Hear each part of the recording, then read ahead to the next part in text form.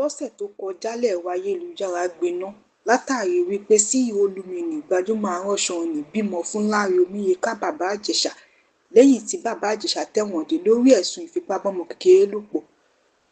Ọ̀rọ̀ yìí làwọn èèyàn yìí gbà bẹ́ẹ̀ ní gbàgbọ́ ọtí tí kálukú sì ń sọ tẹnu wọn ohun tójú wọn rí àti tójú wọn ò rí.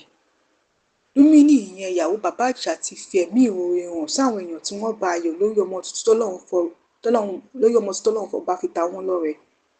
Ó dúpẹ́ lọ́wọ́ àwọn ẹbí, ará, ọ̀rẹ́ àti àwọn abóníreyọ̀ káàkiri àgbáyé fún ìfẹ́, àdúrà àti ìpè tó ti gbà lásìkò tí wọ́n ti fi ìròyìn náà léde. Ó tẹ̀síwájú náà rẹ̀ wípé òun lè má dá gbogbo ènìyàn lóhùn ṣùgbọ́n òun dúpẹ́ fún àtìlẹ́yìn àti àdúrà wọn.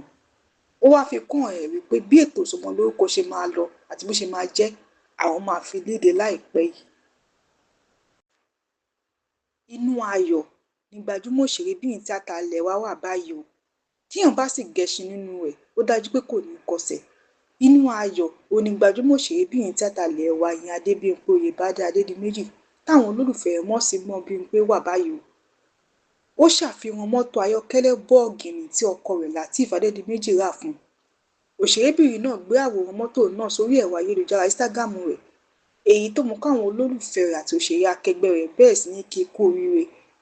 Mọ́tò náà ni ọkọ rẹ̀ fi ta á lọ́rẹ lẹ́yìn tó bímọ ọkùnrin 3 ìbẹ́ta fún ọkọ rẹ̀ láìpẹ́ yìí. Àwa gbàdúrà fún Bímpé pé mọ́tò náà ò ní jáàmù, kò ní lásídẹ́ǹtì o.